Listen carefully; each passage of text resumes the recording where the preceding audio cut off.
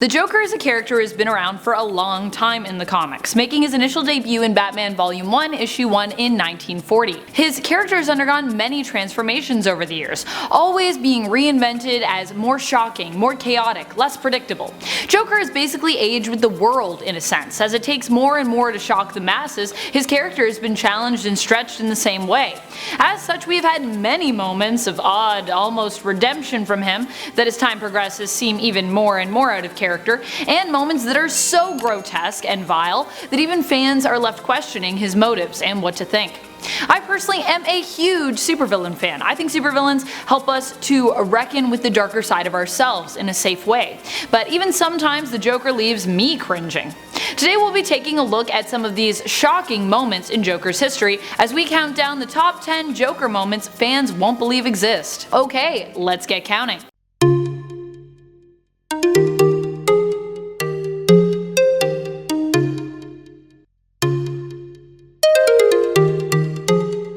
Number 10. Skins Monty. We obviously know the Joker is capable of next level atrocities, but one of the most unbelievable ones that he has committed is when he returned from Arkham Asylum and paid his old friend Monty a visit in the 2008 comic Joker, which saw the Joker reinvented in more of a Christopher Nolan 2008 Dark Knight vein, more akin to Heath Ledger's portrayal of the character.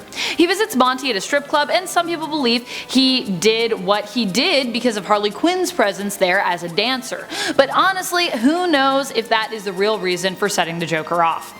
Joker takes Monty into the back room and skins him alive, potentially with Harley's help, before making him come onto the stage and dance in front of a horrified audience. He slaps a single-dollar bill onto Monty's now very bare buttocks as he falls to the floor, dead. Number 9 was a skilled art teacher. In the original Batman TV show from the 1960s, Joker became an acclaimed artist by accident in the episode Pop Goes the Joker. When he runs into an art gallery declaring that all the art is awful and spray painting over top of it, he ends up somehow getting praised instead of punished. As an artist declares, the art is truly improved by Joker's artistic genius.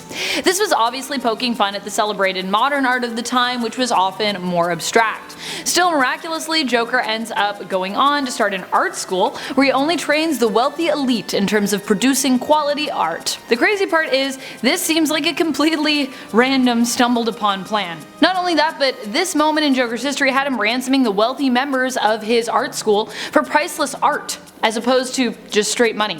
Joker's fascination with art has just always amused me. Number 8. Killed with a baby. Joker is always trying to get the good guys, make them crack, make them chaotic and ruthless and evil, like him. He has tried to do this to both Commissioner Jim Gordon and Batman for years. In the Christopher Nolan's Dark Knight saga, we actually see him successfully get to Harvey Dent, as he is painted as the villain who helped to create Two-Face. Batman and Commissioner Gordon are hard to get. In The Killing Joke, which is not considered canon, we see him try to drive both heroes to madness unsuccessfully. He cripples Gordon's daughter, Barbara, and tortures him at a carnival, showing him images of Barbara's naked and broken body while he goes on rides after making Gordon strip naked. However, Joker did succeed in breaking Gordon in a different storyline. Gordon had recently remarried Detective Sarah Essen and was very much in love with her. In an attempt to cause Gordon to spiral into a world of pain and madness, Joker targeted Sarah. She, however, managed to get the upper hand on Joker and pulled a gun on him. But then he did the unthinkable and defeated her with a baby, tossing the baby at her knowing that she would catch it. She did catch the baby in both her arms, causing her to drop her gun and resulting in her then subsequently being shot and killed by the Joker. This actually caused Gordon to forswear the way of justice momentarily, almost choosing to kill Joker point blank, but instead shooting him in the kneecap and having him charged with murder. Number 7. Don't do drugs, kids. A surprising moment of Joker's happened in Batman Cacophony. A man by the name of Maxie Zeus was a former partner of Joker's who betrayed him by forgetting to pull off a Joker-inspired crime on April Fool's Day while Joker was in prison. So the Batman would, come visit the Joker to inquire as to what was going on, and the Joker could say, "April Fools." Yeah, in revenge for that, and in revenge for using his Joker venom to create a new drug which Zeus built an empire on, Joker doesn't strike at Moxie. Instead, he blows up a school full of children.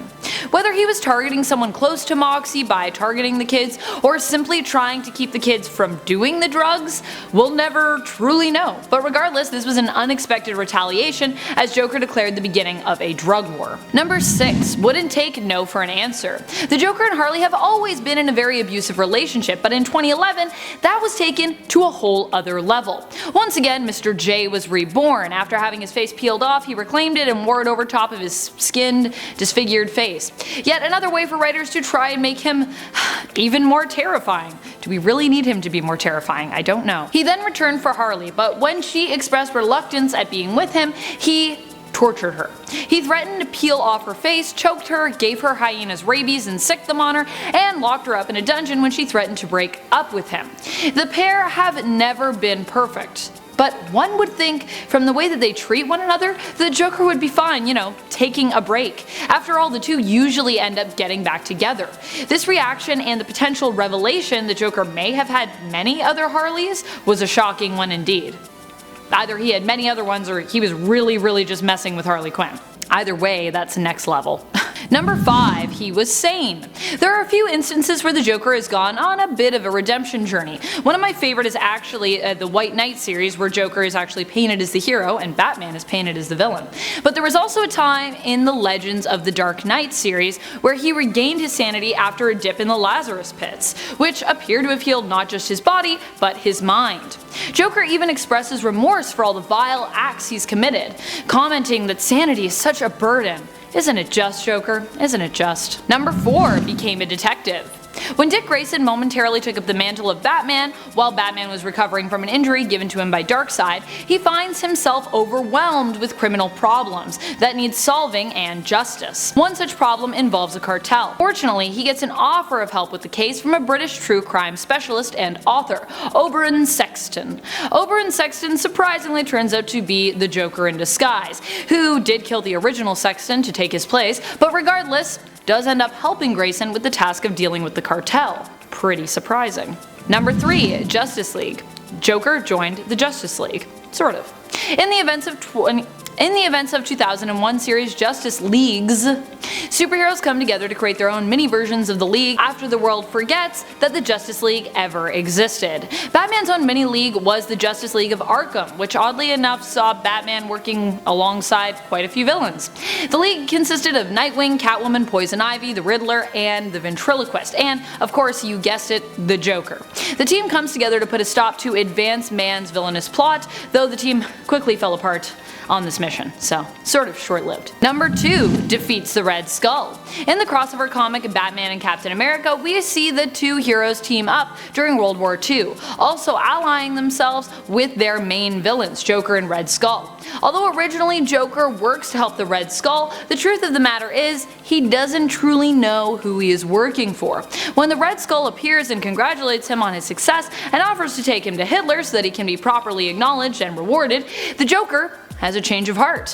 While it is common to see the Joker turn on other villains, in this instance, he almost becomes a hero. Apparently, even the Joker has some kind of moral compass, and he draws the line at working with Nazis. He condemns Red Skull, and before the two can come to blows, gets knocked out by one of Red Skull's goons. But when he comes to, Joker ends up fighting to save Washington from being bombed, and defeats Red Skull in the process. A surprisingly heroic feat for the clown prince of crime. Number 1. Joker corrupts Batman. Well, vampire Batman at least. Batman and Joker have of course always been caught in a constant struggle, Batman especially. Joker wants to prove to Batman that they are the same, while Batman fights to hold on to his sanity and prove that they are different by not killing the Joker. However, this sometimes also prevents him from, fully protecting the city of Gotham from Joker's insanity.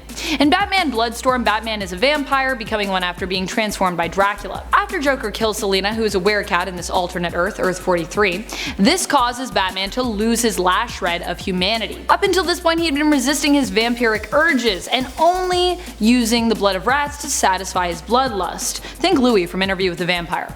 Batman chases the Joker, following him into a church. The Joker thinks he'll be torturing him by causing him to run into a church that, is full of tons of crosses, like crosses everywhere. But Batman still has a pure heart, and as such he is unaffected by holy water or crosses. He loses his mind and purity though when, during the scuffle with the Joker, he gives in to temptation and drinks his blood. He then stabs the Joker through the heart with a stake so that he cannot come back as a vampire, while the Joker gets his last laugh out. He dies smiling, feeling as though he has finally won by destroying Batman's sanity and purity, and causing him to kill him. Alfred's like, please don't be evil. He's like, no, I'm a vampire, now I'm evil. Thank you so much for watching, Nerd Squad. I hope you found some of these moments on the list astounding. I know there are some that still surprise me. What are some Joker moments that you found unbelievable? What are some of your favorite or least favorite things the Joker has done? Are you excited for the newest upcoming Joker film starring Joaquin Phoenix? How do you feel about Joker origin stories? Let us know in the comments below. And before commenting, remember to share, like, subscribe, and ring our bell for all of the nerdy notifications. This is Top 10 Nerd and my name is Amanda McKnight, reminding you as always to stay nerdy, YouTube.